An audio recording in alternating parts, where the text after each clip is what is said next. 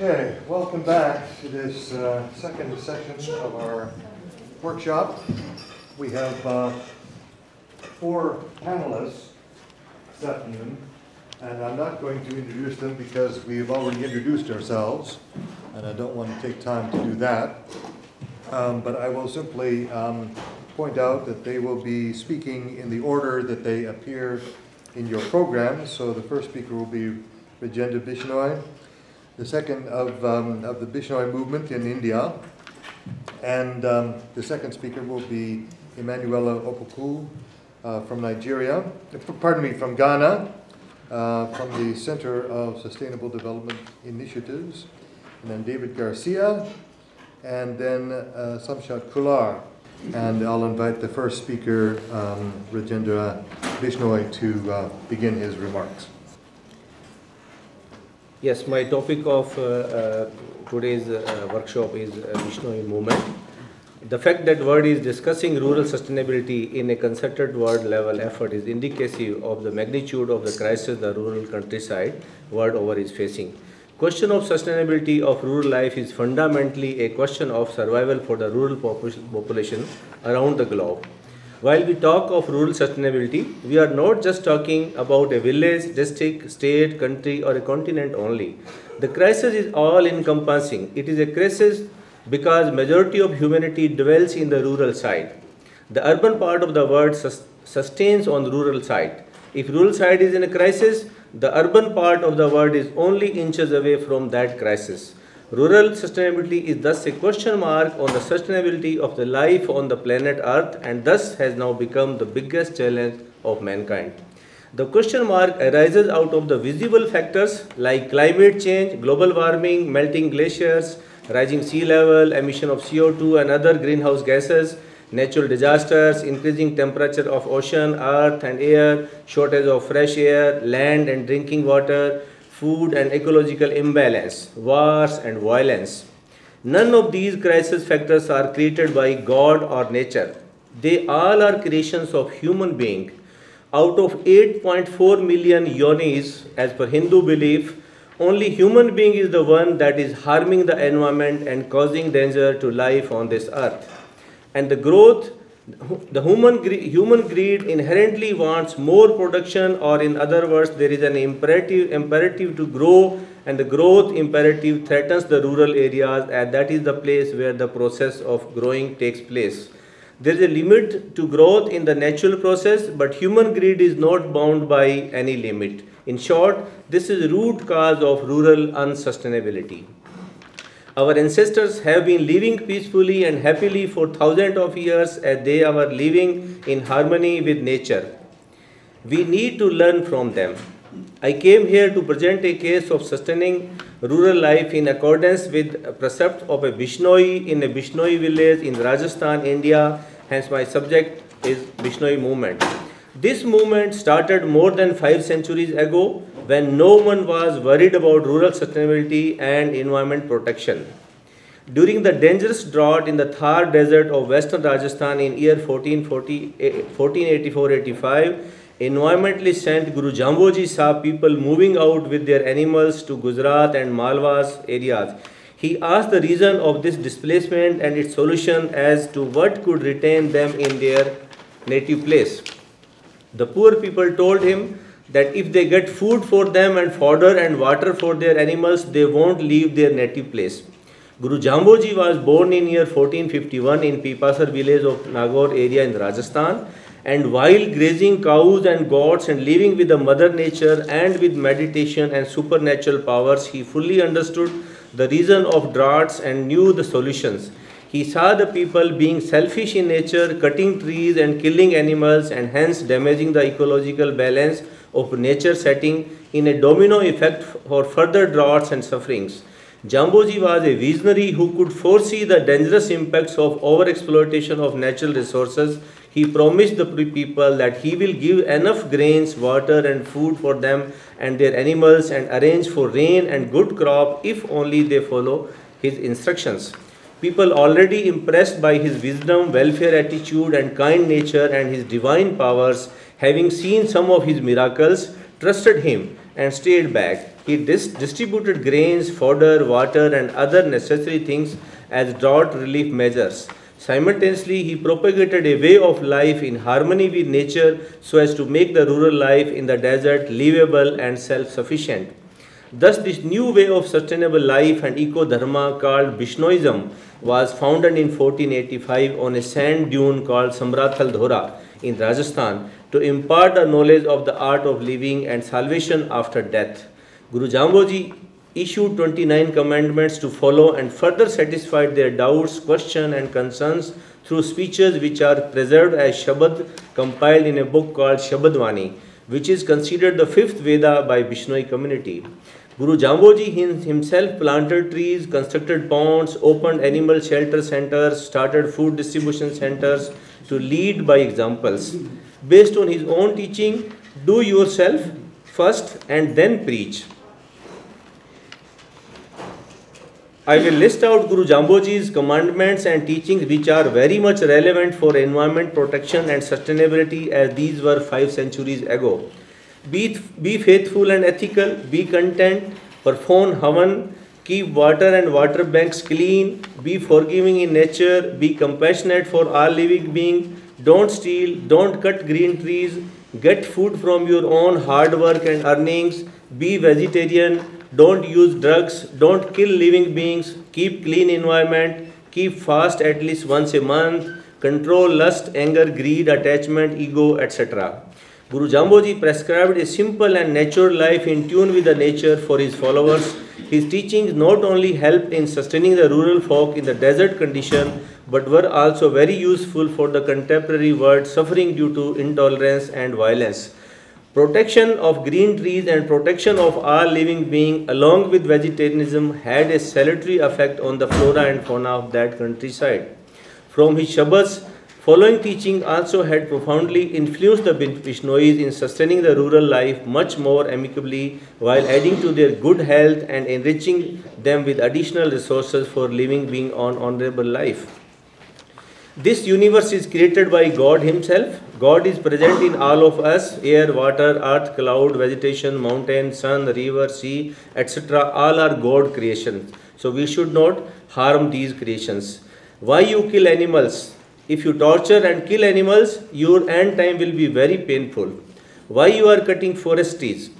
Earn the livelihood with honest and ethical means. Oh man, don't blame God. You are suffering due to your own wrongdoings. Nothing good results from acts without compassion and ethics. If your objectives are wrong, then results also will be wrong. There is no benefit of eating too much, as this will only increase your fat and weight and thus suffer the earth. God lives in vegetation.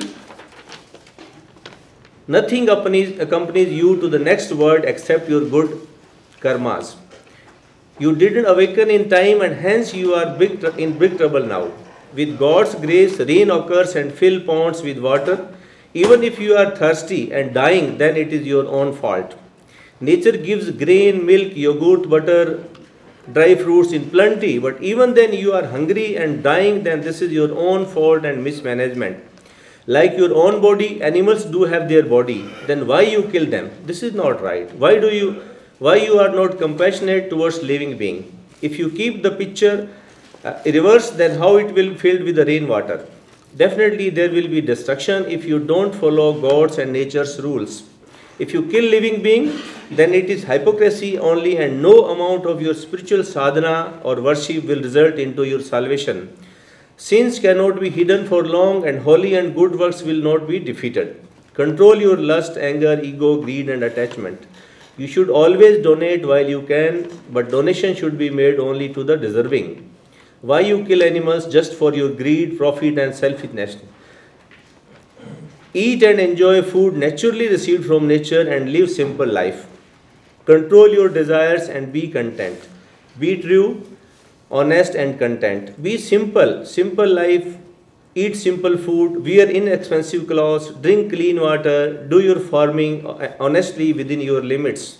Those who kill others to feed themselves and do bad karmas will go to the dark hell and will suffer.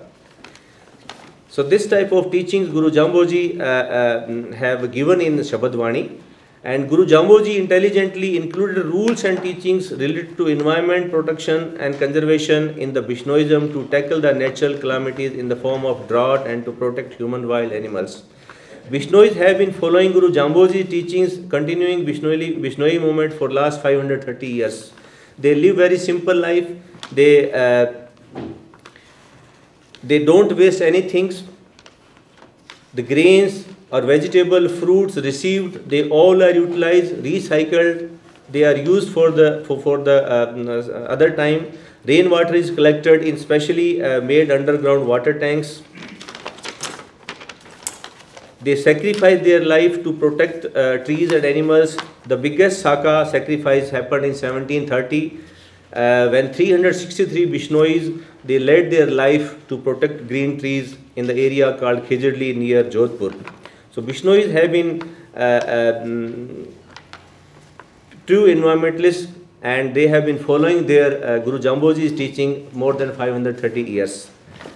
This is the only way of, if we all follow his teachings and simple life without greed, and we live with harmony with nature and forest and wild animals, I think sustainability can be achieved. Thank you very much.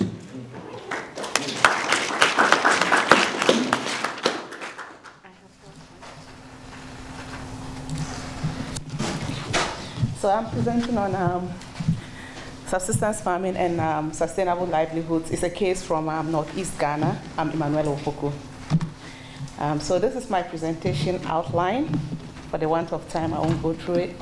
And then I'll start off by giving an overview of Ghana. So Ghana, actually I'm presenting, or my focus is on the part that is red, and that is Northeast Ghana. It is one of the poorest areas in Ghana, or it is classified as poor in Ghana. It's made up of desert-like conditions. There are actually 10 regions in Ghana, and this region lags behind in development. This is where I lived and grew, so I'm more of a rural girl, and I identify with the area, and hence my passion for working in that area. I represent the Center for Sustainable Development Initiatives. This is a grassroots non-governmental organization, and it is an initiative of Francisca Isaka. It is based in Northeast Ghana, and it is focused on attaining gender equality. I worked on a project called Quadrigap, which is community-driven gender advocacy project, and we worked to actually do away with what we captioned trapdoor. Trapdoors simply are traditional policies and practices that discriminate against women. So that is the meaning of the acronym there. And women farmers in Ghana do a lot of work. Globally, actually, women work very hard to provide food and sustenance for their families. And in Ghana, women grow about 70% of food crops, and 49 are employed in subsistence agriculture. That is from the poverty reduction strategy of Ghana. And women subsistence farmers in Northeast Ghana typically are small scale. They use very low-tech technology. If you can see from the picture, that is a hoe she's holding. It's not very big enough, but that is what they basically rely on. So they have very minimal capital input into the agricultural production. Yet these women are breadwinners. They support their families. They do everything to take care of their children. So, but this practice of farming in Ghana is permeated by a lot of gender inequalities, like I've said, the use of simple tools, and women are constrained in a lot of ways to help them provide sustenance for their families. They produce for their families, and yet they have to also support men to produce. They are not allowed to produce on a large scale or to sell. Theirs is only for sustenance. They are also constrained in other ways, which I will be explaining very soon. So in spite of the women's contribution being the backbone, being the breadwinner and everything, yet these women are challenged in their farming practices. There are mainly 4 challenges that I have identified, and I will be expatiating on that shortly. One of them is the land tenure system. We all know that per Hardin's tragedy of the commons, if you have secured individualized title to land, then you would treat the land very well and you would deal with it very well. But then the land owning system in northern Ghana is dominated by a male kind of system. Women only have use rights, so we call them usufructory rights. They don't have titles to land. And yet these are supposed to be breadwinners. They are supposed to provide sustenance. So if you are supposed to provide sustenance and you don't have title to land, how do you manage? How do you manage? And they are given like side farms, or they are just supposed to grow vegetables, yet they are supposed to be breadwinners. So there's also this issue of land fragmentation, which we face in northern Ghana. When a father dies, land is distributed equally among the men. And so as you have more male children, then the lands are gradually becoming smaller. So what is left to be allocated to the women is also another question of title. Then there is the relative scarcity. And because this land is relatively scarce, there is overstretching and then there is degradation. Hence, we have little yields coming from the lands. Another major issue with this farming practice is sociocultural issues, the place of the woman in society. You might have seen these undertones in the presentation already. A woman is mainly dominated. It's male superiority that is key. She is directed as to what to produce. She has a heavy tax on her, but yet she is supposed to be a breadwinner. And then recently we have the issue of climate change, which is also affecting the farming practice. We all know that when it comes to the rural woman, her contribution to climate change is very, very minimal. Yet she bears the brunt of climate change. She is affected in her farming practice by climate change. Climate change is caused both naturally and then we have the anthropogenic causes. But then how much, or my major question here is, how much is the contribution of these rural women to climate change, and yet they have to bear the brunt in trying to provide sustenance for themselves and their families? So recently we have issues of floods and then indeterminate rainy seasons as a result of climate change, which is affecting the farming practice. So that leads to food insecurity issues for these women in trying to provide sustenance for their families. So I have some statistics here. That was a survey that was organized by an NGO in Ghana, and it showed that about 28% of households in Upper East region, which is the area that I'm focusing on in Ghana, are food insecure because of the phenomena of climate change. So these are some causes. Climate change is not gender neutral. It exacerbates existing gender inequalities, and women are the most vulnerable. And yet in northern Ghana, they are supposed to be the breadwinners. So these are more statistics, or these are more quotes, which I'll gloss over. Then the last of the challenges is the inadequacy in the agricultural and climate change policy, which also affects these women farmers.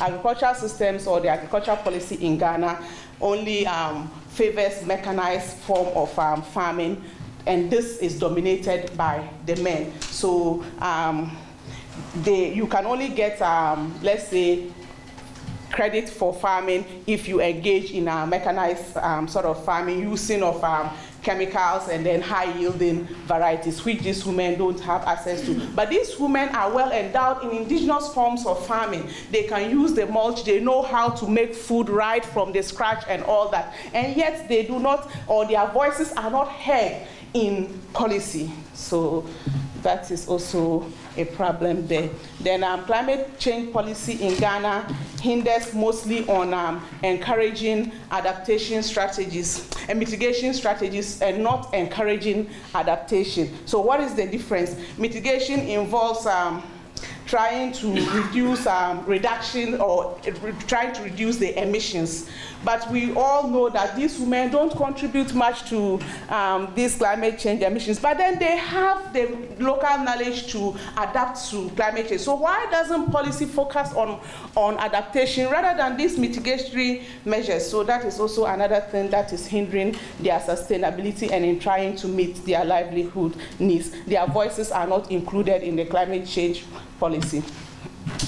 So what I want us to think about is what can we do? How can gender blindness in agricultural climate change policy in Ghana be explained? What are some of the things we can do as a panel to help, or as a group to help us with suggestions as to how to include women's voices, and what will be the benefits of including gender in climate and agricultural change policy in Ghana?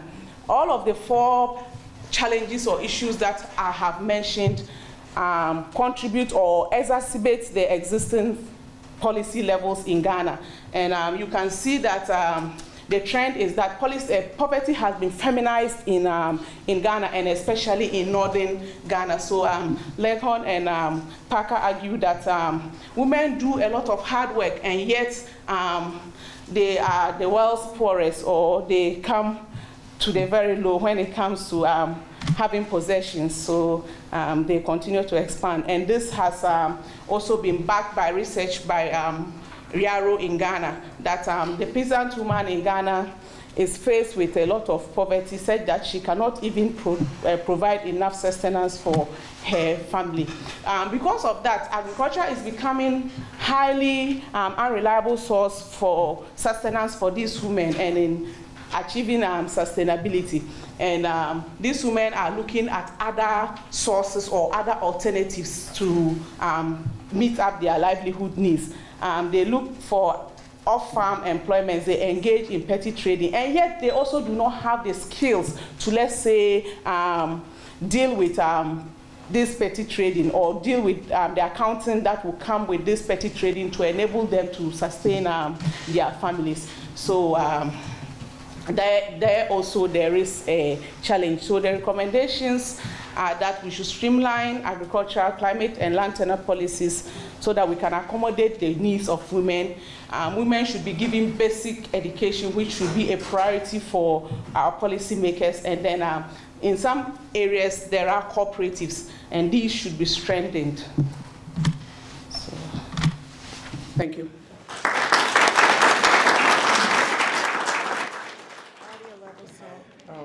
So, hello everyone. My name is David Garcia again. I'm coming from Guatemala, and currently I live in the highlands of Guatemala. The place is called Totonicapan. And I'm here to speak today a little bit about the trajectory of my work with my organization, which is called Agronomes and Veterinaires Sans Frontières, which means agronomists and veterinarians without borders. This is a French-based organization, and we're working with a few local partners, very few of them, because we have a territorial approach to development. We basically try to stay in the place working for at least 3 to 6 years. We try not to follow the money, but follow throughout the historical process of a territory. So first, I might need to give a little bit of history, a background of Guatemala, just so you guys have some basic information. Guatemala is located in Central America. We're about 14 million people. It was a colony of Spain up till 1823. The political system currently is a democracy. We had a civil war from 1960 to 1996. The UN built a process and institutions in Guatemala to sort of help our country, recover from peace. From the war, and now we're supposed to be in the peace process. But actually, it is more violent than during the war years. So our state system is mostly based on discrimination against indigenous peoples who were living in Guatemala before the state was created. 23 different languages, indigenous groups, mainly the Maya group is what we have in Guatemala. And the rest, we are descendants from either the Mayan groups or a mix of, Spaniards or Mayan people or some African descendants who also were brought as slaves. So that is a little bit of history. What has caused most impact to communities in Guatemala was the colonial process. The colonial process uprooted communities, so they took land. They took land away from indigenous communities. They it basically fragmented the territories. What you could have before, if we say, let's say, Guatemala was divided. Guatemala is sort of like this. Was divided in different territories, and each indigenous group had a sort of territory which they controlled.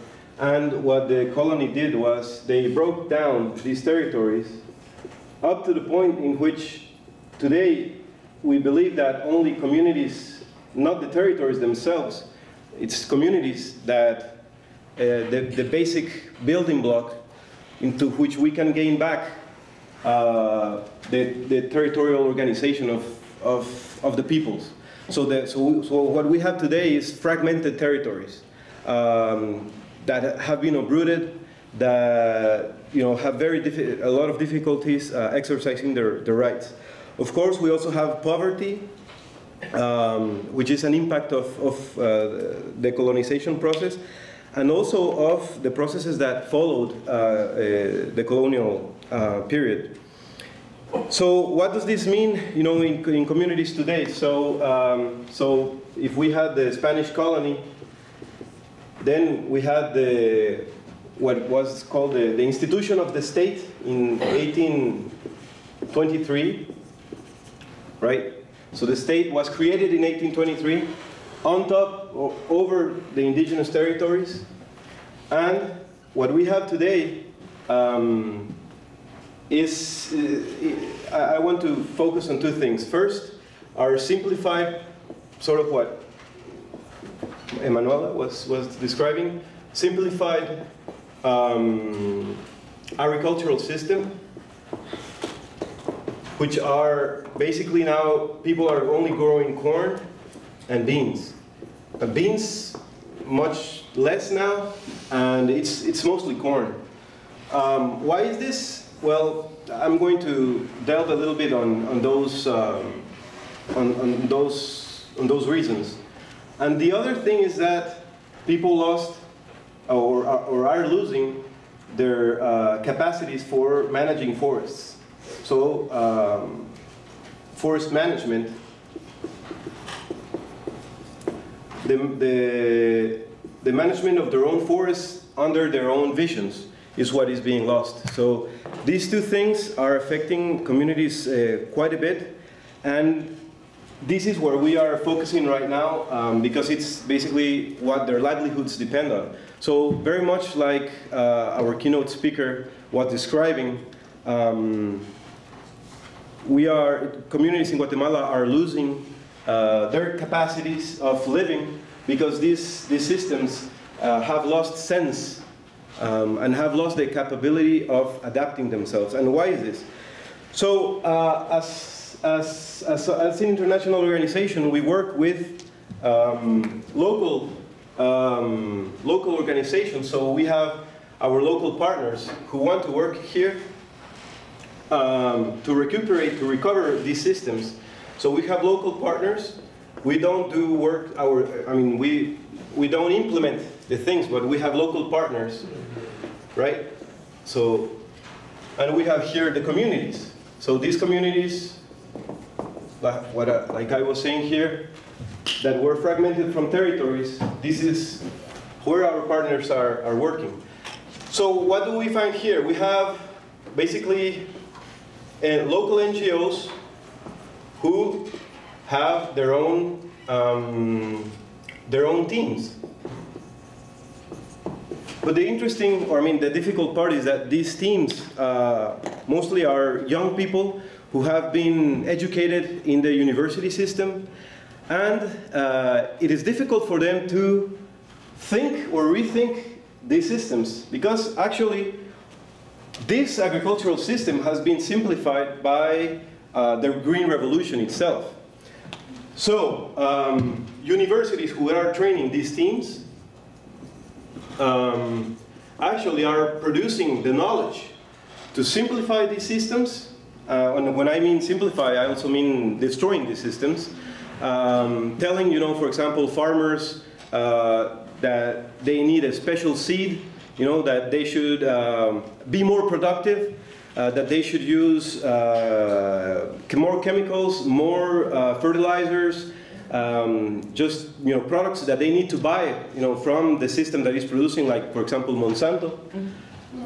So the university, this form of education is training these teams, and it's also training the agronomists who are helping destroy these farming systems. So actually, our first work, so I'm trying to focus on the methodology that we're trying to follow in order to make changes. Because I agree with the analysis that you are making of the situation, but how do we change things? And this is very important, because if the teams that we work with still think of themselves as superior, if the teams here, the men and women who work with these communities, think that because they have a degree, they can come to these communities and tell them how to farm, we're still in big trouble. And that's mostly how development is done today. They depend on these technicians, we call them, to pass on this information. The same that has happened to the agricultural system has been happening in the forest management. In Guatemala, there is a law, 1996, it's very recent, 20 years ago, the government passed a law that took away the right of indigenous peoples to manage their own forests. So they also created a new, in the law they created something called the forestry incentives, the incentives program. Right? So it's supposed to incentivize, promote the production of forests, but it's thought from the silvicultural point of view, and it doesn't support community forestry management. So we actually face a lot of questions from the Forestry Institute. Why are communities, for example, why do communities have special norms and principles of protecting their forest? It is very, very difficult for forestry managers to understand, for example, to understand, for example, the value, the spiritual value of a forest. Where in their forms that they fill out for incentives do you put the spiritual value of a site, of a tree, of a grandparent tree, for example? There's no place for doing that. So we're actually trying to change the system by first changing how our local partners work, so they can work with local communities to recover their own systems. Not only the systems of agriculture and forestry, but their ways they produce knowledge. So knowledge production, they have to recuperate, they have to recover how they produce their knowledge. They have to recover their organizational, their social organization. I'm writing in Spanish, organización social, their social organization. And there's many things that need to be recovered. But my time is up, and so this is sort of the trend that we're working towards. recovering the capacities of the communities, but it's basically our project. I mean, it's a long-term project. Maybe my grandchildren will finish it. Yeah, it's 500 years of colonialism. Our project is to recuperate the territories, the organization, the governance of the territories. So, thank you very much for listening.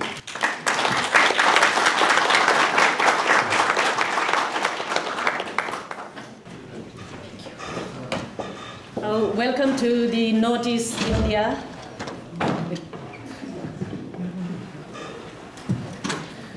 You can see the map of India way right up on the north, and then I'm keeping a separate northeastern states. But of course, Bhutan is not included in Northeast India, and West Bengal is not included. But Sikkim, Arunachal, Assam, Nagaland, Meghalaya, Manipur, Tripura, and Mizoram, these are the 8 northeastern states of which I'm going to speak. But northeastern states is more or less like India in itself. It's very diverse and it's too big, so I'm sorry for running the slide very fast.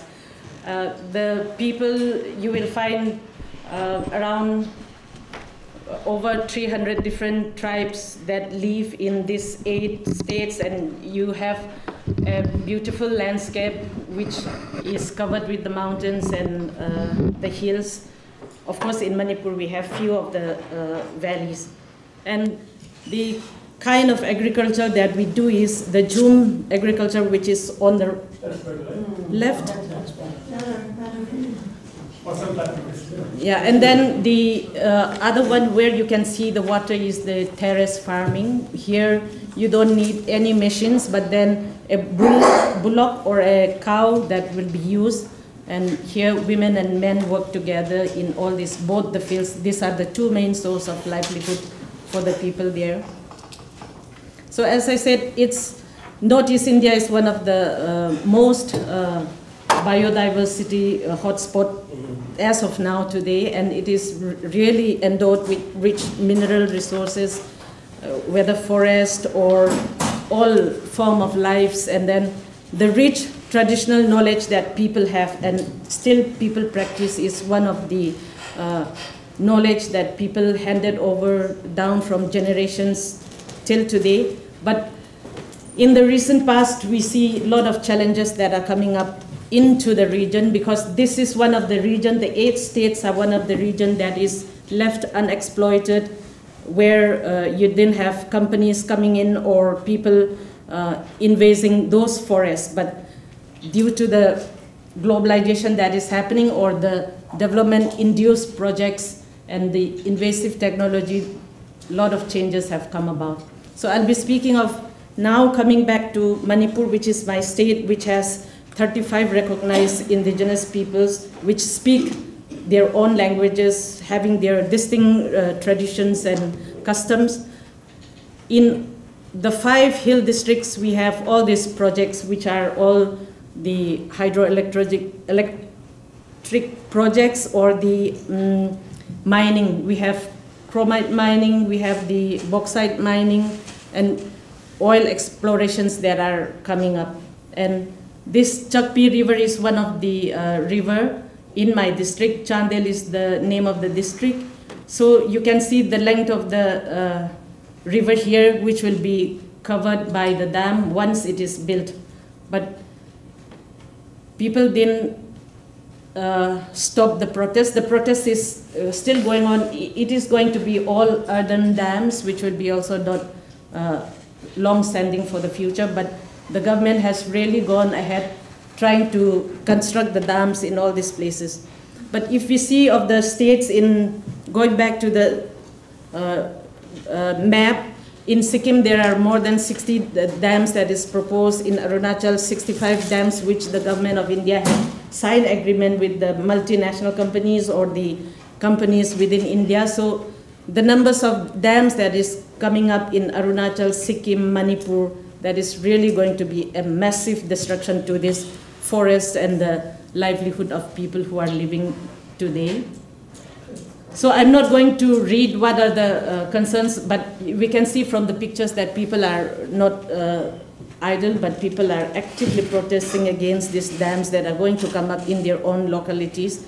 And the problem we had is the communication, which is very bad. There are many places which cannot be connected by road, so people had to really travel on foot days together to reach from one district to another. Or if you have the road, there will be a lot of problems. In rainy season, it becomes like a river, and in the winter, it becomes a dust field. So like, you can imagine the kind of trouble you had to go when you had to cross from one to another. And the other dam that I would like to mention is about the dam in Ukhrul district, which is the eastern part of Manipur. And this is called Mapithel Dam. And I would like to emphasize on this village. It is called Chadong. This is the picture of last year. You can see the village settlement there, and these are the paddy fields. And the patches of water, this is the river that is running across the river. So you can see a better view of the picture. This is when the village used to be as it was normal, because they have a very fertile land for the agriculture farm and the forest, which also provide a lot of other subsistence for the family livelihood, the community livelihood. So this particular dam was coming into place without the free and prior consent of the people. The indigenous people living in that community were not consulted, as according to the United Nations right to indigenous people. Before any project is taken into the land, they have to consult the people. The people should know well that this project is going to affect us in this way, and the amount of services that they are going to get out of the project, and if they're at all to be displaced, and how are they going to get relocated, or what are the benefits they are going to share. All this was not discussed, but it was without this free prior consent of the people that the dam get started. And so we see the people protesting. This was last year when the water started submerging parts of the village already. And here, like, we can see the various forms of struggles that people, they have sit-in protest, rally, road blockade, demonstration, having press conferences, releasing press releases, but those are like, it never get through to the national media. All this news won't be heard even in Delhi or even in Guwahati, because the press is so much like restricted, or the press that carry would have their own say, and it will be very little, or if at all any portion of the Northeast India news got into national papers, then it would be at the back, or it would be in some corners where people won't notice it.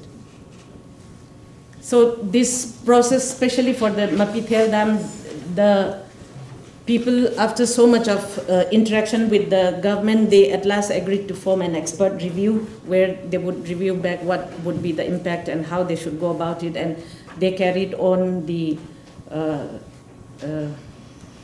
committee meetings. So they had with the government of Manipur 7 rounds of talks, and then later it got stalled and nothing happened. But last year, what happened? Like the government from January 10th onward, they started completely blocking the river, and so the submergence started. And by the first week of June itself, we can see the submergence that has happened in the village. So I'll be having some few pictures of that. And so this dam is taking 34 years in construction, which is also in violation against the Forest Conservation Act 1980, or the Forest Protection Act of 1986, or the Forest Rights Act 2006. So we can see here in this picture that the village got submerged, and this was like in the early part of June, where the submergence started last year. And this is how the village got submerged. You can see this year, last year in July, it submerged up to here, but last year by September, it reaches this level. So it was almost gone. And then this is how the people had to travel themselves from this village to go to the other place to get their food requirements or people to go to school, they have to take this. And this was the school that was newly inaugurated that very year, but this had to be submerged, and the people, the villagers requested the government to pay a visit and do something about, but the government never did pay it a visit. And so, like, the villagers still continue the protest, and they have the lapses in all this, the environment and forest clearances that was issued, and there is a case that is pending before the National Green Tribunal. So this would be, like, with these developments, we can see all those, the paddy fields, forest, homestead, and others that would be submerged. And this is just the picture that submergence has started already. So the house, and then on the this one where we can see the makeshift houses where the people, after starting, because this is a thatch house, people don't dare to remove it, and they let remain to be submerged like that. So this is one case, and I have got Tipaimuk Dam and others which will be there. But then I'm not going to share, but let me come to the community initiatives, because the Naga women felt that we need to talk about this, and because environment issues related and touch everyone's, but then women in particular bear the brunt of the impacts. So we need to discuss with men, and men are the ones who make decisions, who are to lease out our land or to give away signing of the agreement to the companies or others. That's how women started to dialogue with the UNC, which is called the United Naga Council, and the village councils. And that's how, so we can see are women coming up in the forum for the Naga reconciliation in the peace process. And in Tamenglong, there are a village which also takes up the preservation of environment.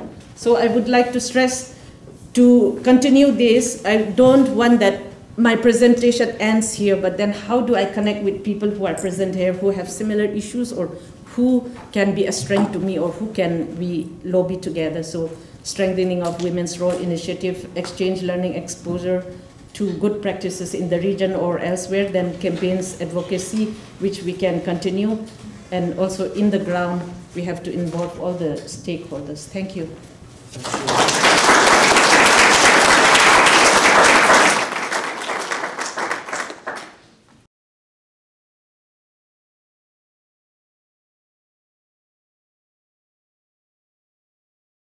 Our plan now is to move to a discussion among the panelists.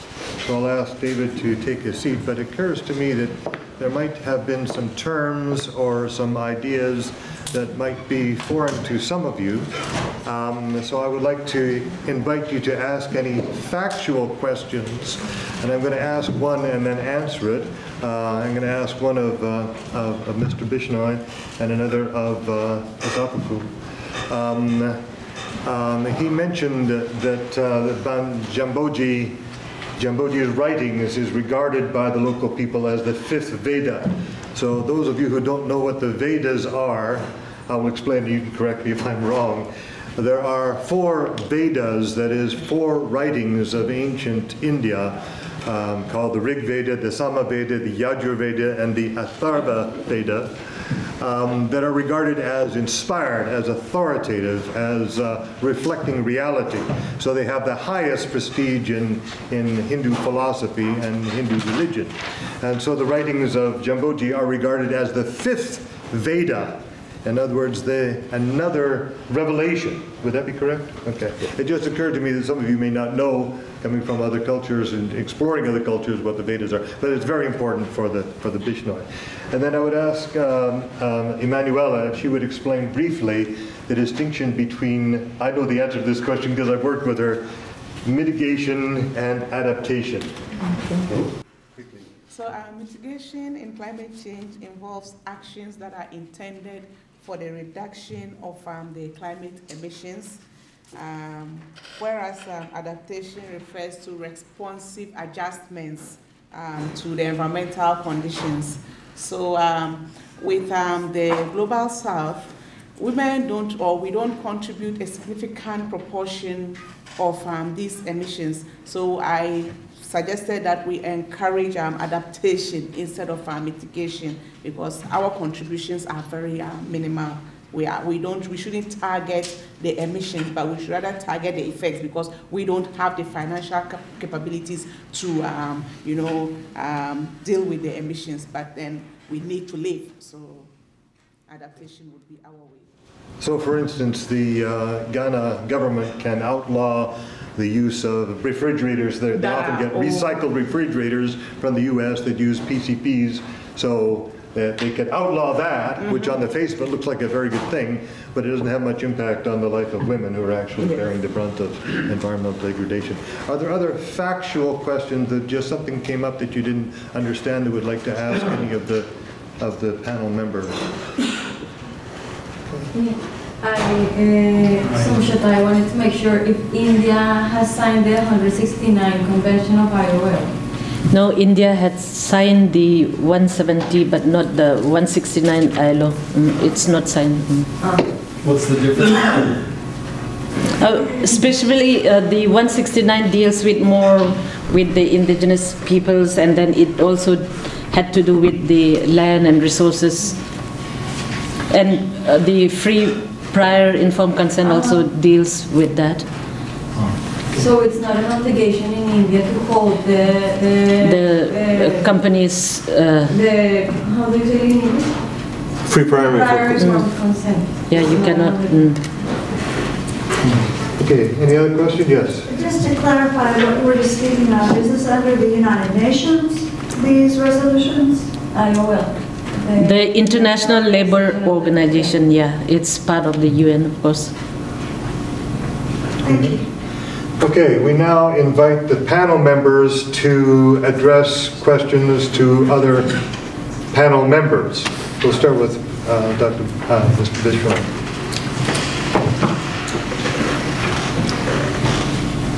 Any question about myself, or I'll ask a question?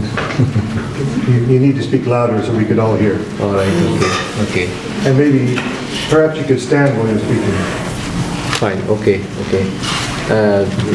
I'll ask Ms. Sushmita about this woman. Sumshot. You can't hear. Please stand up. They can't hear loud. Okay, I'll ask about this question about really if the government has started listening to the organization or the people's movement, or what is did some change happened, or still it is as it is? I think I should start by saying, like, India has a very special law applied to the Northeast region, and including Manipur, which is called the Armed Forces Special Power Act, that really empowers an army personnel to shoot anyone on mere suspicion. So this law is applicable in the whole of northeastern states and Jammu Kashmir. This is one where the militarization continues, and today we had a lot of these military cantonments where you have a lot of the huge forest lands which are occupied by the armies, but you cannot say anything against them. And to say of the government listening to us or hearing our pleas is like, because everything is planned from Delhi. People in Delhi who are in the planning never have been to these places. They haven't seen the ground realities. Or the chief minister, who is Manipuri himself, who is from Manipur, Imphal, he may not have visited the hills, so he don't know how the problem or the situation in the hills really is at the ground. So it's difficult for the planning people.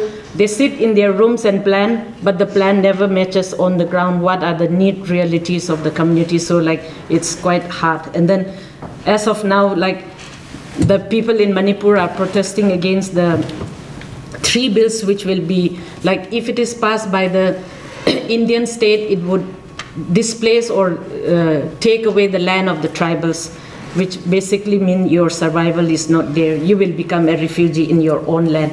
But the government, instead of listening or trying to meet to those protesters, the police resulted into taking actions by lathi charging, and then many of them are now in jail, many of them in hospital. So that's the situation at present which is happening in ground. Thank you.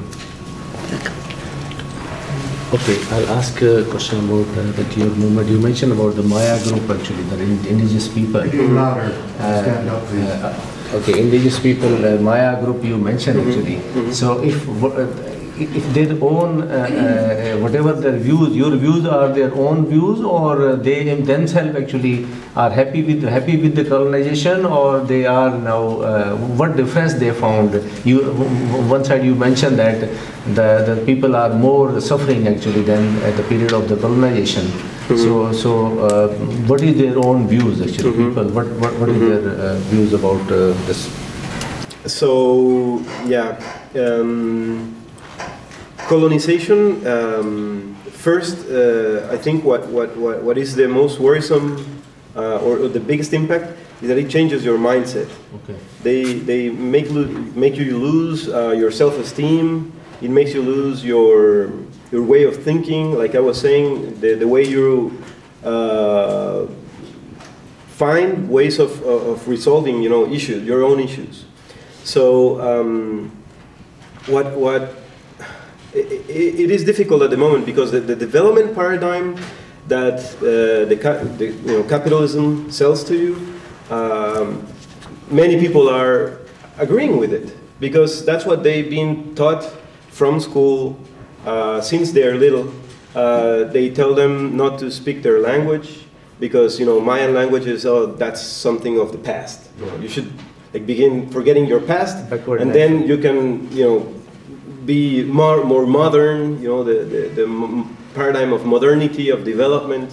You have to be modern in order to develop. So, in order to have this, to have these conversations about development,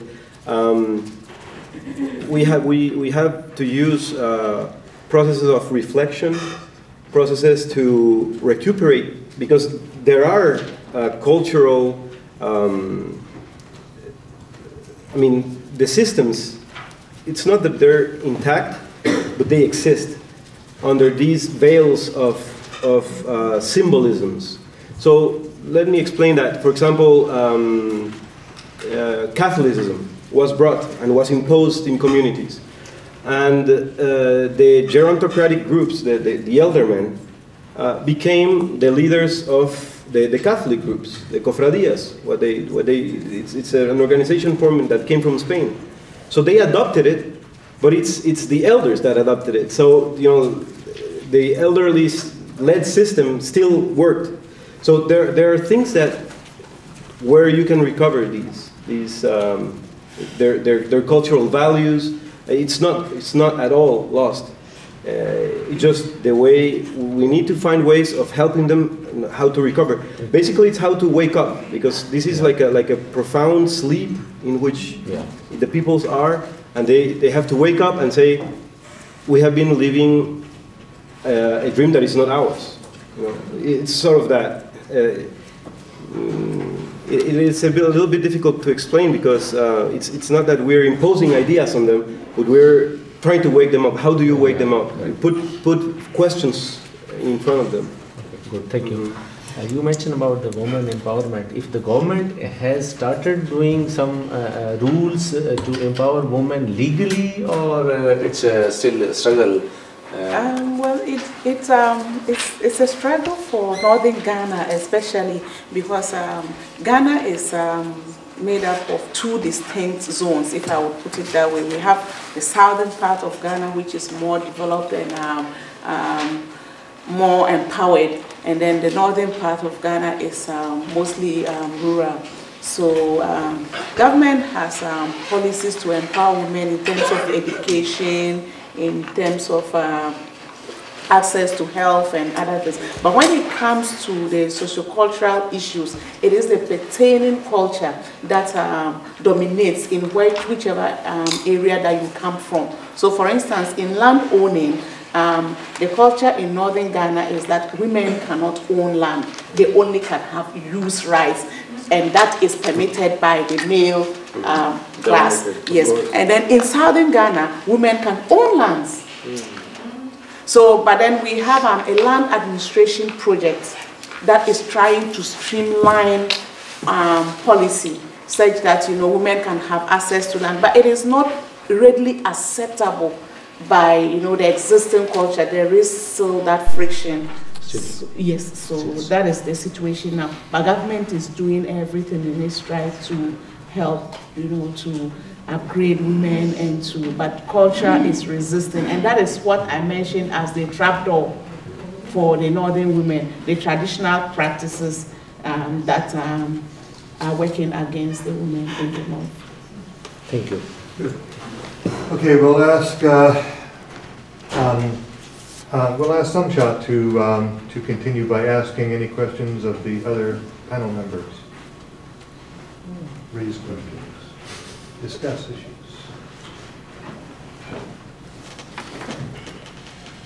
I'll start with Emmanuela. You had been talking, but then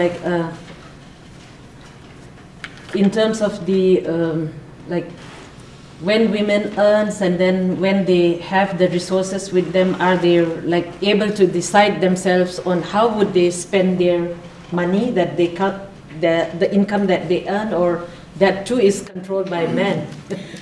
Women can, but we have categories of women, and we have women in different stages of their lives, if I would put it that way. It depends on how exposed you are and how much education you have. But I'm talking typically of a rural northeastern woman who is very much dominated and has to submit to her husband. So even if she earns money, or let's say they have these credit unions, which I think is something that also happens in India and other places like Yondi's model, the microfinance model. Bangladesh. Yes.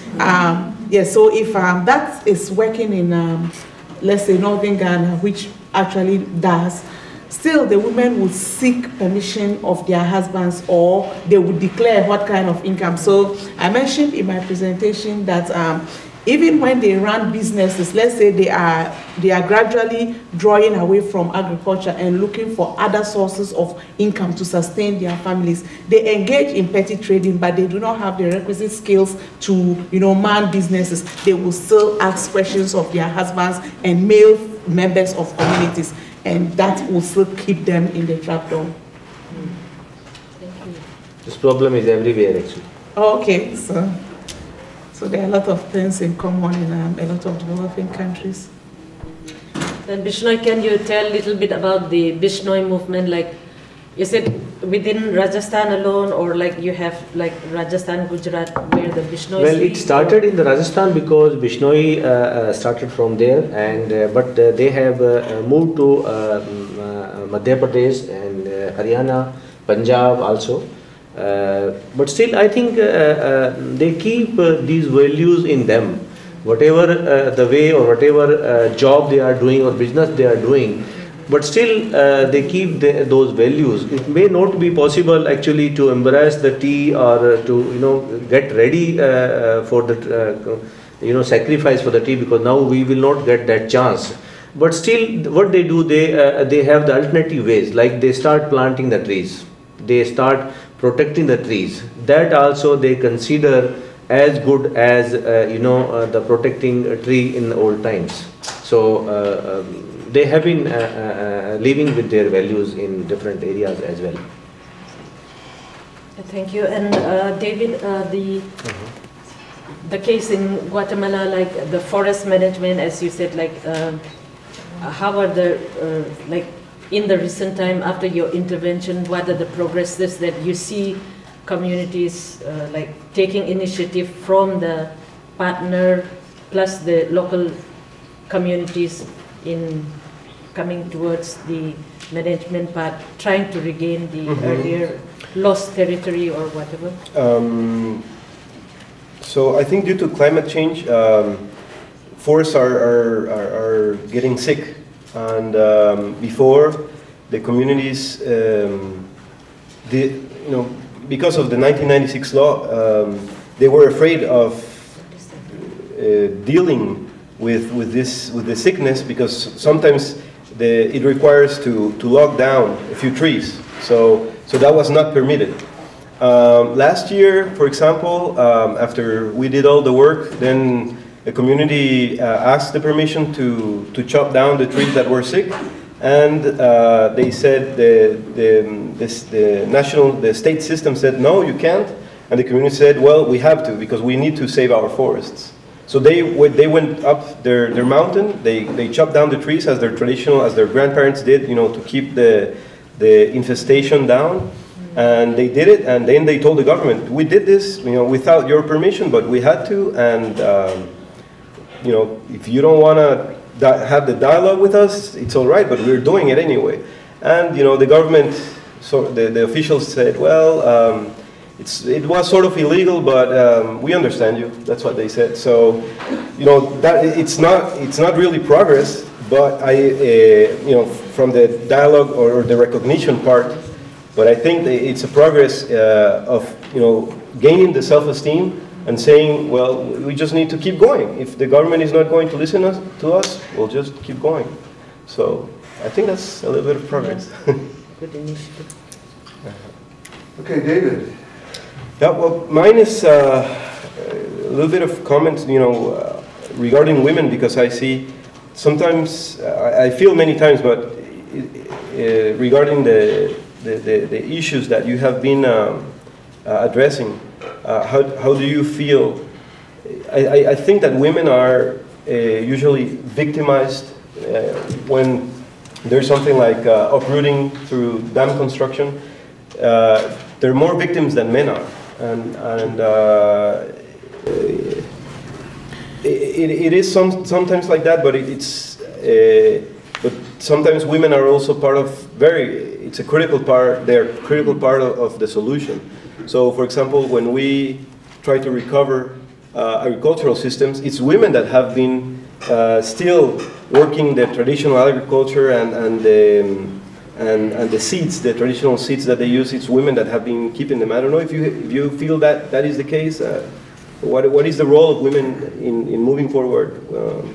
Well, in my case, speaking about the Bishnoi movement, actually, yes, women are victims, but there are examples. Actually, the women are leaders also. They are examples also. They actually take lead. Like in case of this 363 Bishnoi massacre in 1730, that was led by a woman only, Amrita Devi Bishnoi and her 3 daughters.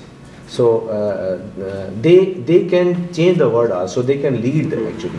Being a sufferer, still they have potential to change the world, and the history is full of such examples. Yeah, adding on to that, like women are vulnerable, but then women are also resilient. We can endure a lot, but the issues that I see, especially with the Ghanaian system, is that, or most systems, because even if you look at global climate policy, it is the lack of the inclusiveness of our voice in policy.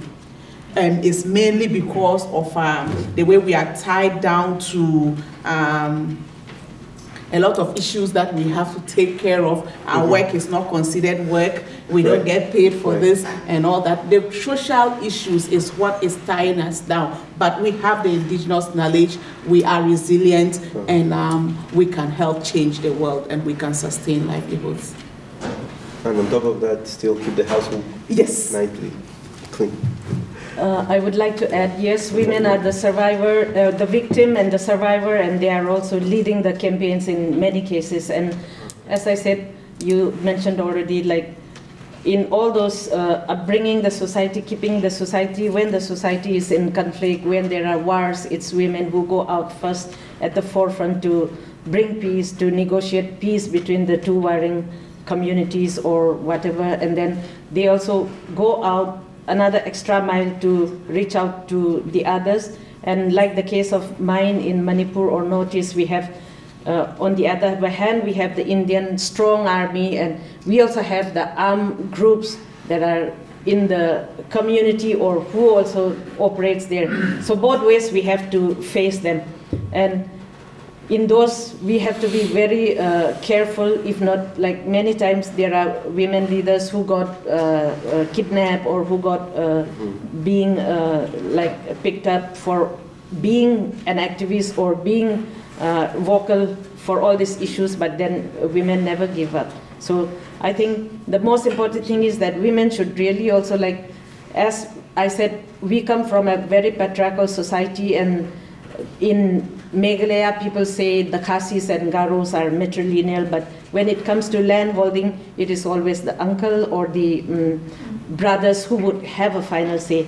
So that way women really don't have a say in when it comes to owning a land or property. So it's time that women didn't just sit, but then it is also good that we try to negotiate with the men, because unless we negotiate, we cannot just think that, believe or take that things would just happen by itself. So it's on our part as women to really talk to men as our counterpart, and then make the issues clear and bring about the change that we wanted.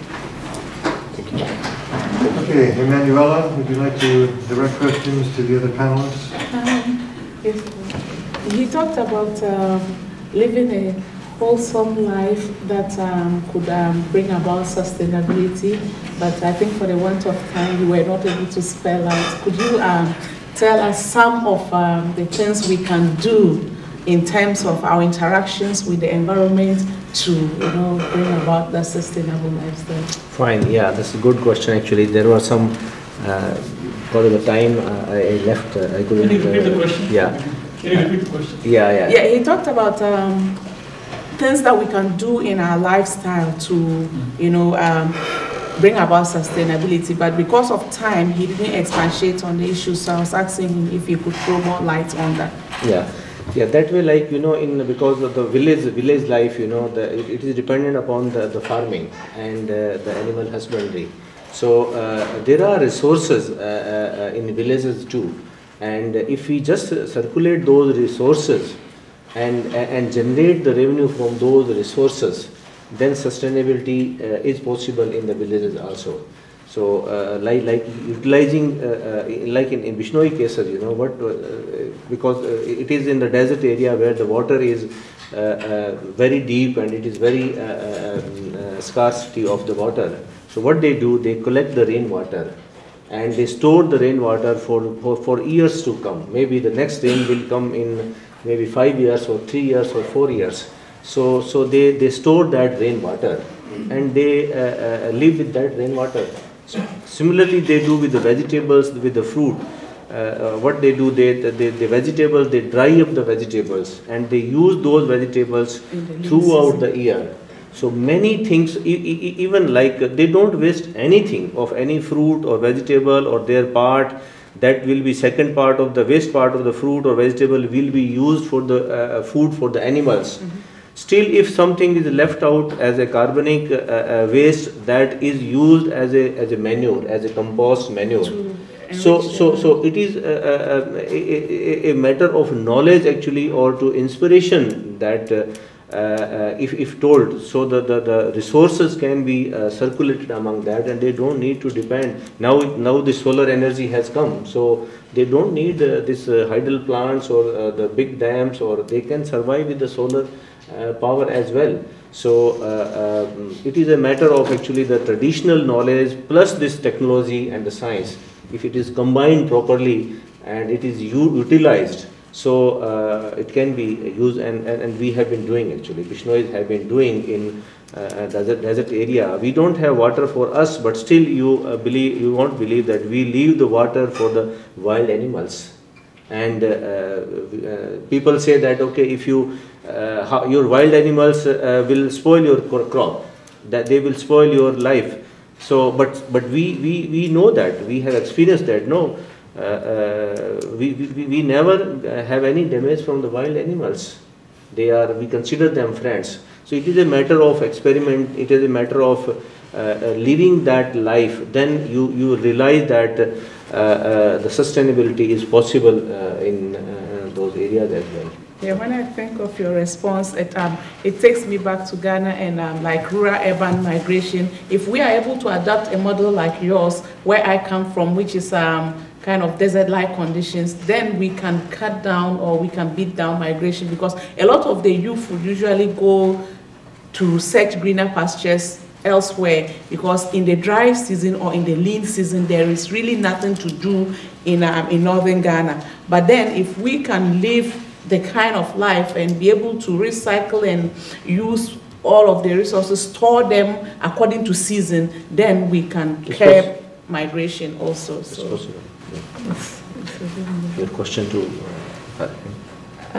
not really, no. No. Okay, this is the time then to invite everybody else to direct questions to any of the members of the panel, and I will try to moderate that to be sure that everybody who is interested in asking a question gets the chance to do so. Person at the back, please. Please stand up and let us hear your question. Remember, this microphone will be used, it won't project your voice, but it will help capture. Give me some exercise wandering around. I have a question for each of the panelists. First one, Bishnoi. Your movement had been in existence for some time. When I look at it, we have Amish community here. I couldn't draw much similarity, but there are some similarities. But what is the effect of your community movement and the values and the good teaching of your Guru into the other communities? How far? Yeah, it is.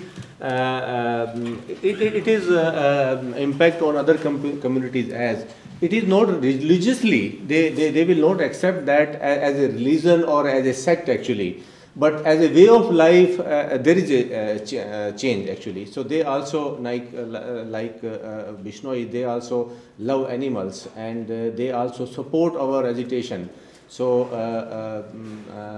it is a good impact, and initially they didn't believe that how this can be possible, but with our methods of rainwater harvesting, you know, now when the government start talking and the media start talking about rainwater harvesting, so then they believe that yes, the Bishnoi way of rainwater harvesting was good, and now they have started accepting that. So it has been a good impact on the surrounding communities. And when they see the wellness of us and prosperity of Bishnois, with the good agriculture land and even without using the fertilizers and pesticides, our revenue from the land is getting more.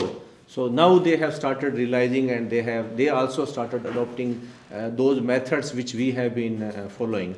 So it has started now having impact on other communities as well.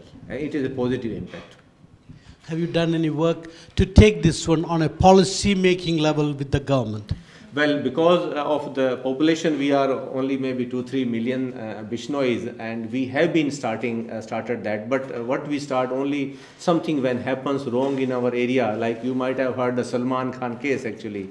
You know, Salman Khan went there for the hunting, and Bishnois objected, and they are still pursuing the case. They have been tried to give the money and bribe and the pressure, political and all, but still we are sticking to our version actually. And similarly, it happened in 1978 when the Prince of Saudi Arab went there to hunt the Godawan, which is a great Indian buster tree, the bird actually. But he was having support of Indira Gandhi government. But people, they said, no, it is our against religion. So they opposed them, and they still, then the Prince brother has to move from there. I mean, it is still, it's continuing with those values. For those of you who don't know, Salman Khan is a famous film star in Bollywood movies, and he took a hunting trip into the Bishnoi country and shot a black buck, which is a very endangered species. But it's interesting. There's one place where you will see the black buck running wild, although I understand there are some places in Texas where the black buck who were in zoos have escaped and are actually in southern Texas. But anyway. But in our area, you can find actually this, you can see the effect. You can see the all wild animals, the peacock and this deer and this blue bull, and they are actually roaming around our areas, because in our areas the hunting is prohibited, not only by government or through the old the kings. They have given the letter written that no, this hunting is prohibited in this area. And you will find surprise that in Bishnoi, throughout the world, you will not find any wildlife sanctuary which is on the farmer's land. But in our area, in our own farms, on our farming land, there is a wildlife sanctuary, and we don't oppose that. We don't oppose that. To David Garcia, you mentioned that the colonial government has taken over the forests by law. If it is taken over by the government by an act, what extent it is being taken? Second, if they have taken, what is the current government doing to reverse it? Or any movement of the indigenous people, what they are doing in order to reform, in order to put pressure on the government to reform it? Yeah, you could say still the government today is a colonialist one, because the law is actually from 1996, so that was 20 years ago. So I would say it's the same government that is today, at least the same system, democratic system, that took the forest away from the communities. In a sense, well, I think in most of Latin America, what the state does is they say we reserve the right of anything that is under the earth, right? So anything under the ground is owned by the state. So now this is moving towards the forest as well. In the forestry law, so communities still hold the land, but in order, for example, to make management use of it, like if chop down a couple of trees, they have to go to government to ask permission for it and pay taxes in order to do it, and in order to get a technical review, if it is possible, under Occidental forestry norms. So yes, people have been trying to gain back their forests, but as I said, people still believe in this system. So because it's a law, people believe that that's the sort of where still we're colonized in the mind, because we still think that because it's in the law, because it's written down, then we have to follow it, right? So indigenous communities are trying to make changes, but what we're pushing forward is to review the forestry law in order to change these things. One way of doing that is by writing down the traditional knowledge of the peoples. So, if you have the written law that says, how should forestry be done, we also have ours. So we published last year traditional knowledge of the communities regarding forests. So hopefully this will be and I mean this was participatory research, published here. So we hope that this will become hopefully basic ideas or recommendations for a new law to reform the forestry law. So I have a question. When you look at the world over, most of the rules and regulations are made by maybe the top 0.1%, 1% of powerful interests, and the rest of the society bears an equal brunt of the effects of these rules and regulations that are enacted.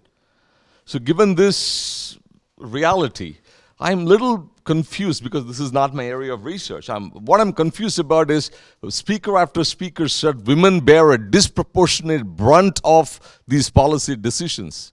Given the fact that there are 50% women, 50% men, both of them actually pay equal price in essence. So I don't understand. So this question is, will you please explain why I keep hearing the phrase that women bear a disproportionate brunt of the effect of these policies, when most of the men also pay the same price? Do you want to direct that question to a particular panelist? I think both the ladies made the comment. They are better. And also David. And also David. Sumshot Emmanuela. Okay, then, I would like to put in this way. For example, in a conflict situation, when the men are out, or in a conflict when the women had lost her husband or the son in the family, then women had to be the head of the household. So like having to take care of the whole family in the absence of her husband. Like the women had this double burden of bringing up the family. And in the situation, if the husband is out into the fight, that too the husband leaves, and let alone the women to take care of the house. Because this is the example or the lived-in examples that I have come across, so that's how I'm sharing. Because where there is no access to food, or where there is no safe water, where there is security problem, where there are issues of moving here and there, in those situations, it is only women who takes care of all those responsibility.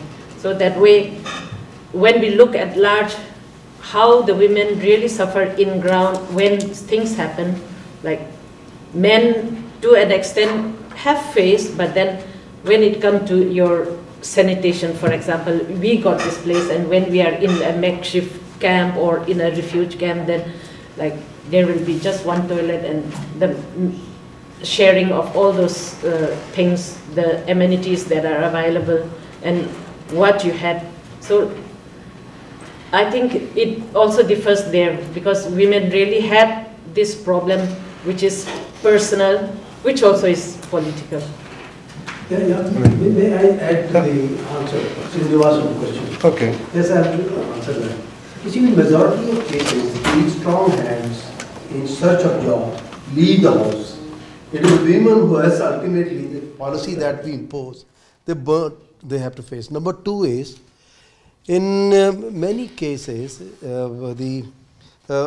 most of the cases, what has happened that most of the policies, unfortunately, if it is state-based, see, since the strong hands normally are not in the house, they get the job and for their family care, because the local there is very little opportunities because up to subsistence only we have land produced. So otherwise we have to depend on a job which the husband has been doing outside.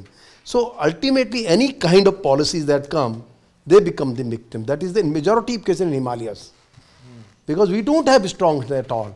90% population is of women. Okay, Emmanuela needs to. Yeah, so in terms of climate change, I said that women, it affects everybody, but then it affects women more. And the reason is that in terms of our time use scale, we are responsible for the sustenance of the family. We tend to spend more time getting the water, getting the firewood, getting the children ready, preparing the meal and all that. But yes, still we face the everyday issues that confront us in terms of using environmental resources. But we have very little time to contribute to policy. For instance, if you go to a typical rural area and there is a town council meeting, you would find very few women in the meeting to articulate their needs, their aspirations, and their hopes. It is the men who don't go through the daily struggles who would, say or contribute to this policy, and yet they don't face the everyday struggles. So the policy comes and it is geared towards the needs and aspirations of the men, and the women are the ones who face the daily struggles. You're pretty mean and selfish. No. The point is, you are basically stereotyping one group, okay? But then, at least in the Western society where I live in, but the division is pretty even now. And in my house, in fact, I would say my wife does hardly anything. Okay, I raise my son, I do the cooking, I go, I do that. So that's it. Yeah. Although Mr. Dr. Srivastava has not asked the question to me, but I will also want to add actually. Okay, you are right in the urban case only. But if you feel the experience of the rural, in the rural area, women only suffer. Take example of Rajasthan. when they have to fetch the water for maybe 3 or 4 kilometers. I never saw actually men bringing the water. The woman has to bring the water, cook the food, and even feed their animals. Even if there is no food in the house, the women are held responsible by the drunken husband. When he comes, he wants that the food should be ready. He don't care if the grain is there or flour is there or not. So you may be right in the urban part of the India or the world, but rural part, the women are more sufferers. Maybe that is where the change should start first. Yeah, that's why this rural sustainability is there. It's not urban sustainability. Okay, a question here, please.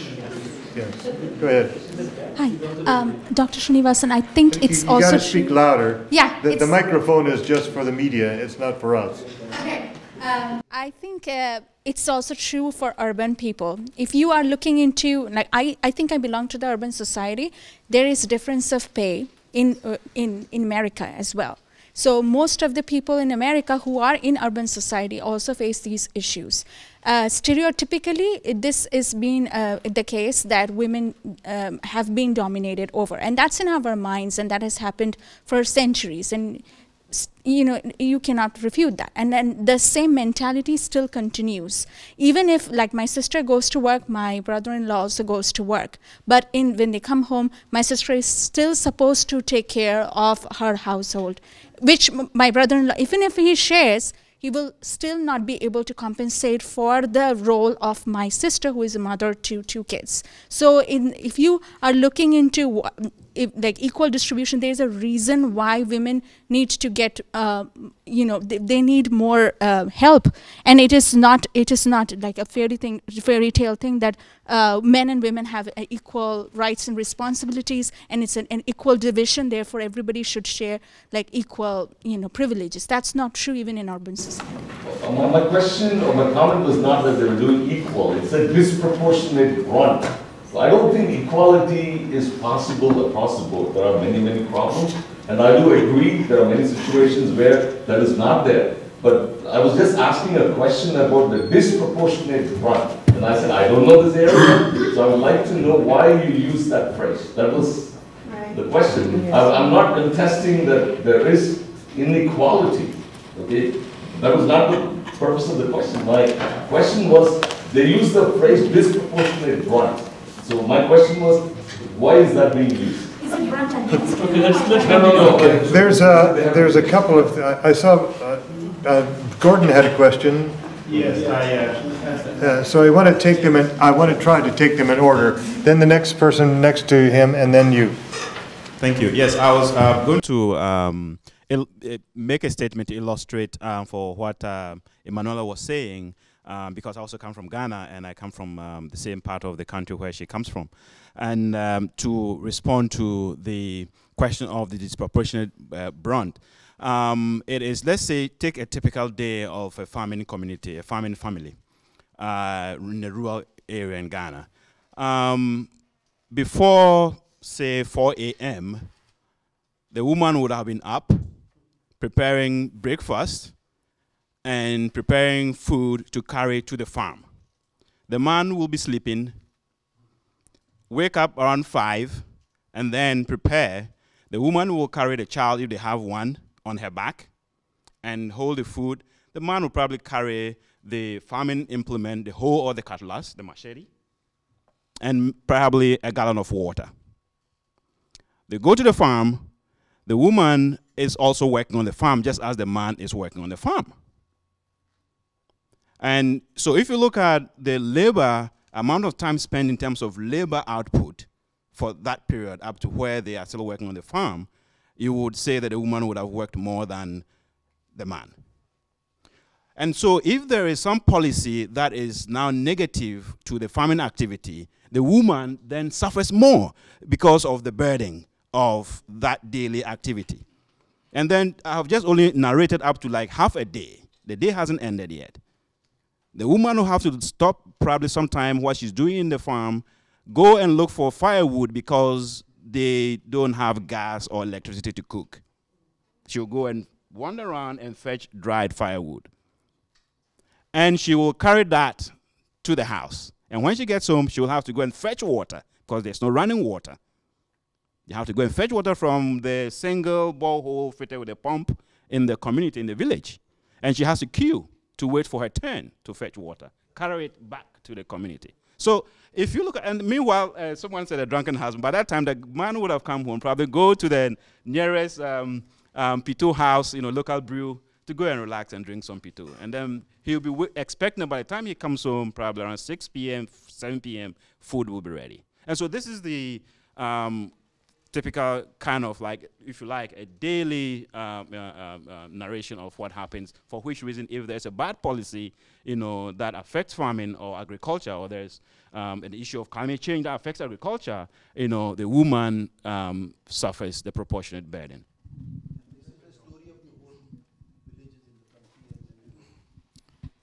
I think that nature makes this thing works this way. It is not a man that made it work like that, because, for instance, does men carry pregnancy? No. Women carry the pregnancy, raise the child, but that child bears the name of the man, who probably didn't do much in bringing up that child to that level. I want to ask a question. Actually, it's just a comment on what they were just talking about, but mine is just a question to her, the Indian, my Indian sister. You said when you were speaking, if I got you right, that in northeast India, there's different law that applies to the citizen there from other parts of the country. There's this disparity in law. I want to find out, why is that?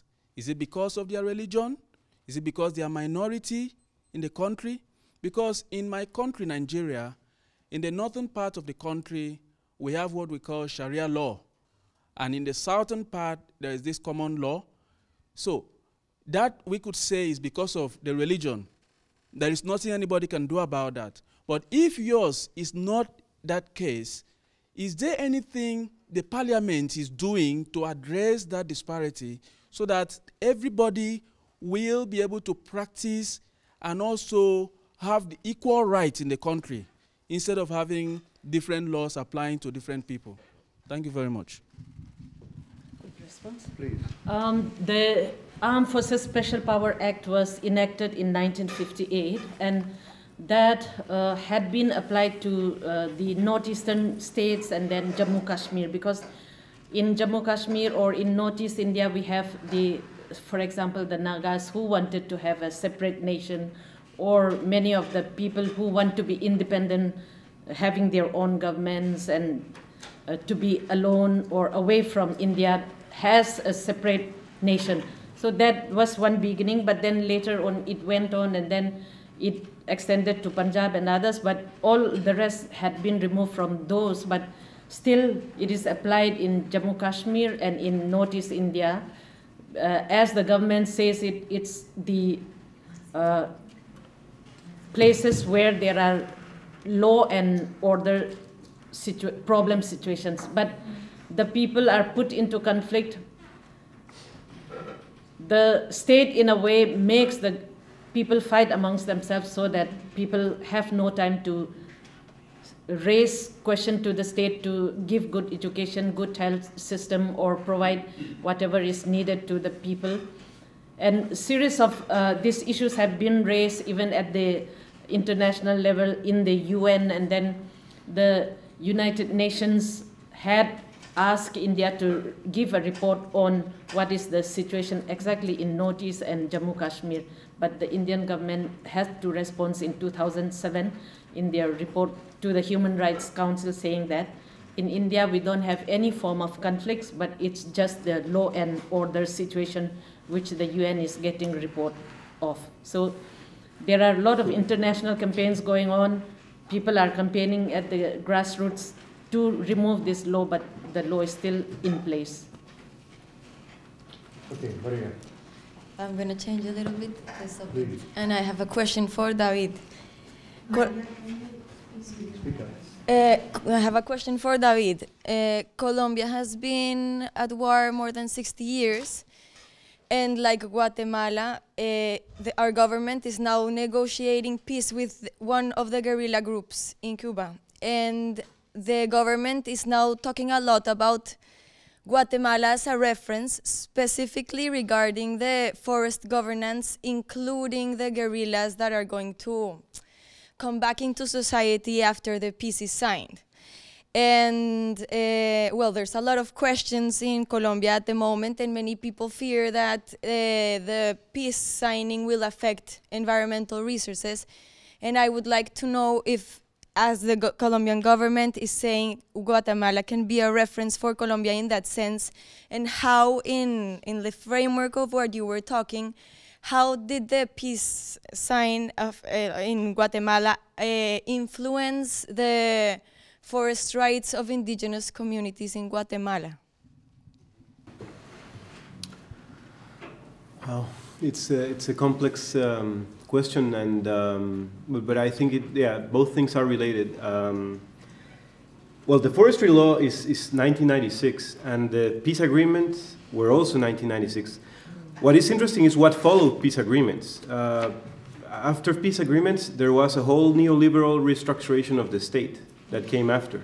Because the UN and the World Bank had an eye on Guatemala, and they were saying, well, Guatemala is destroyed. What should we do? Well, we should rebuild it.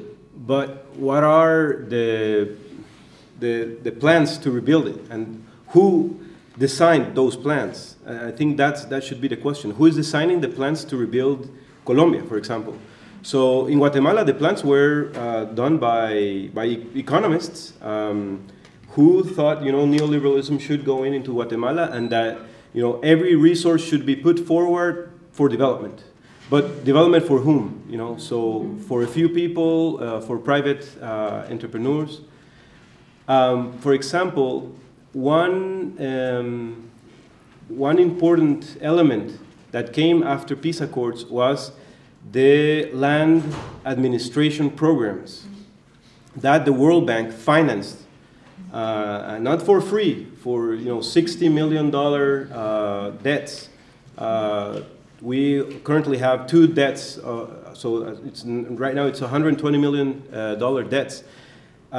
Money that was spent to pay lawyers and land measurements in order to sort of free the dead capital that laid in the grounds of indigenous people's hands, because they said, well, poor people are poor because they don't have access to capital. So in order to have access to capital, you have to free that that potential through land titles, individual land titles. So basically, they came in and destroyed completely the south part of Petén, which is probably what they refer to. The south part of Petén is the north part of Guatemala, which is the most forested area of Guatemala. But the south part is not a protected area. And the World Bank helped to completely uproot communities, because first of course, they paid the titles. But who came to buy the lands? It was the palm oil industries, the cattle ranchers.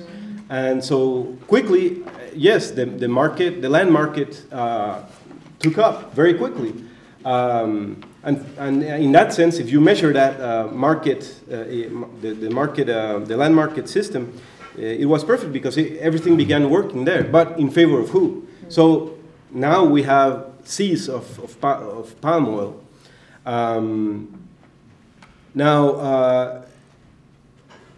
So in that case, Guatemala is not an example. So Colombian politicians should not come to Guatemala and say that is an example.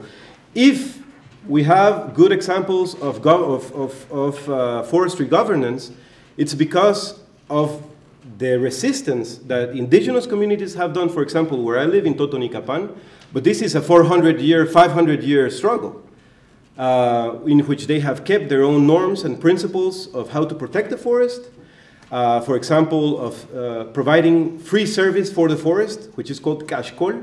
So people actually give up about 10 to 20 days a year to go up and clean the forest, replant trees, and all that. It's based on that. It's not based on a policy.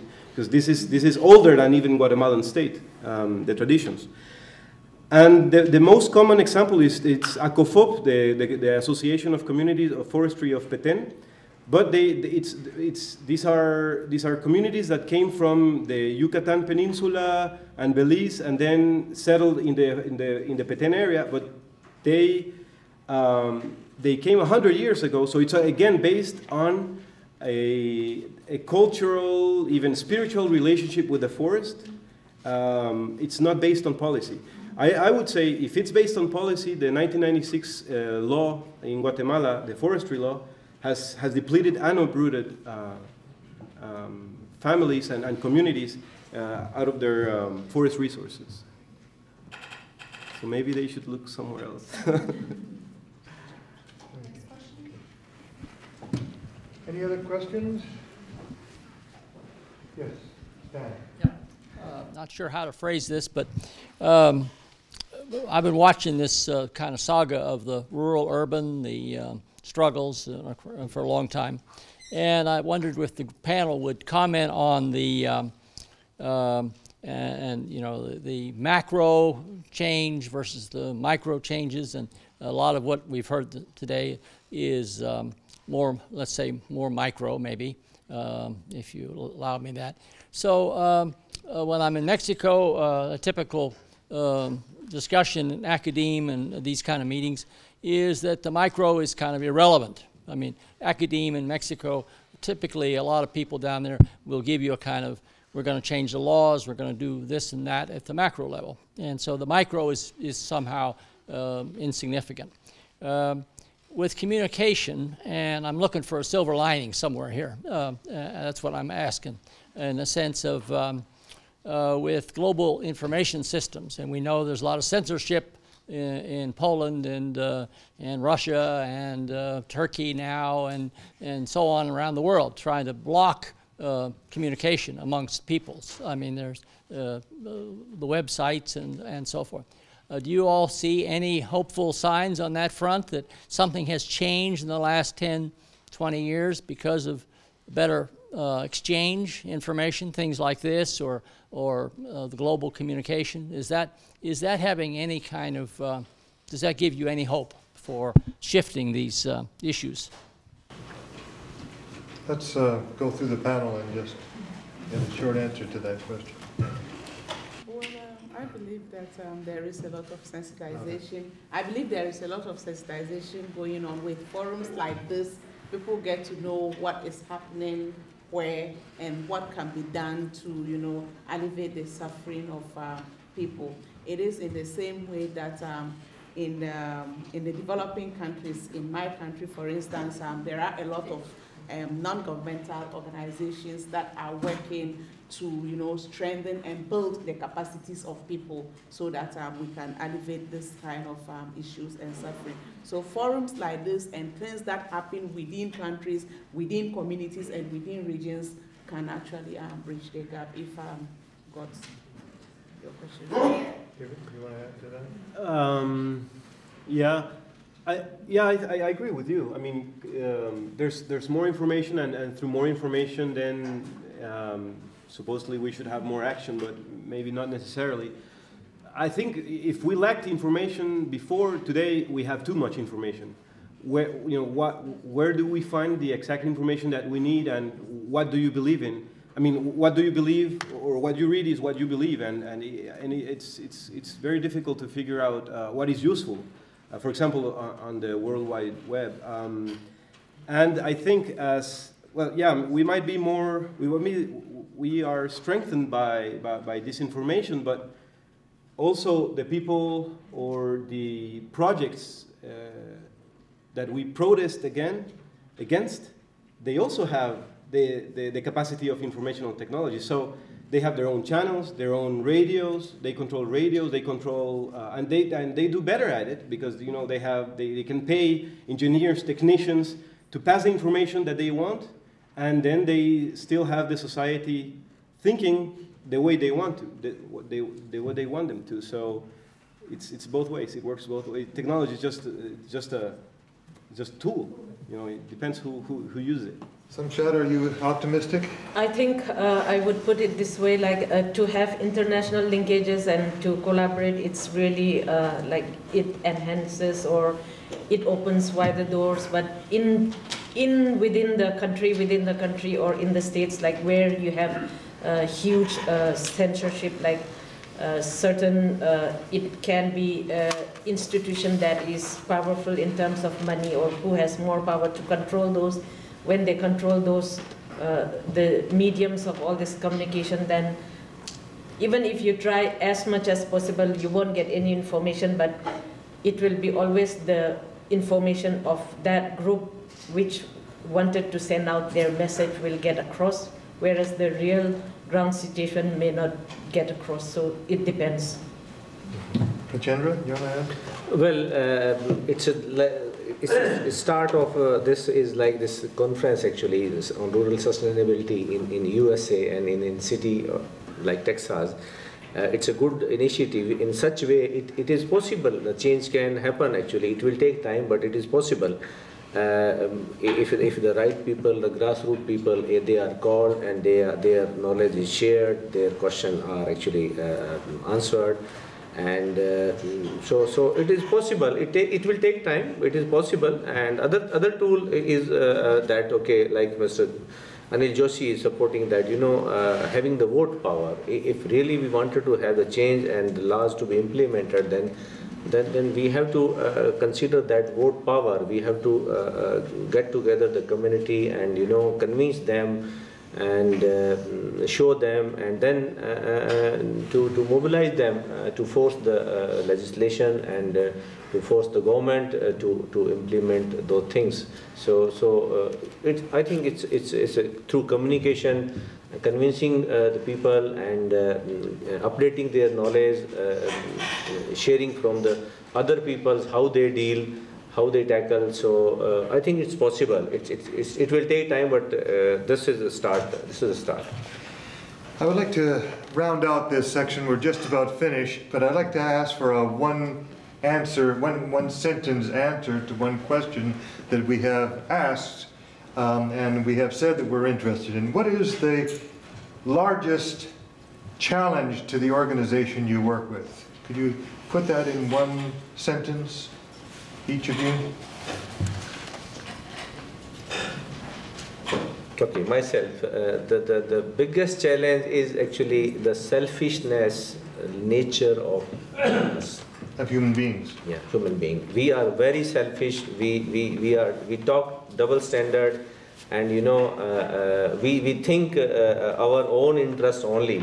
So if just we remove the selfishness from our nature, then everything is possible, everything is sorted out. Emmanuela? Finding acceptability within even our immediate community of the changes that we want to bring is our Could you repeat that, please? Like finding acceptability within our own immediate communities of the changes that we want to see. Convincing. David? I think, well, I'm speaking about the international organization that I work for. It's surviving the changes that are being put forward by the new development financing systems, which are, the models that are, financing mostly everything, now even private companies have their own NGOs, and then they finance them as well. So we thought we were the only ones, for example, working with the European Union, but not anymore. The unstable situation makes a hindrance in our work as an organization to progress. Thank you. Thank you, panelists. This has been a very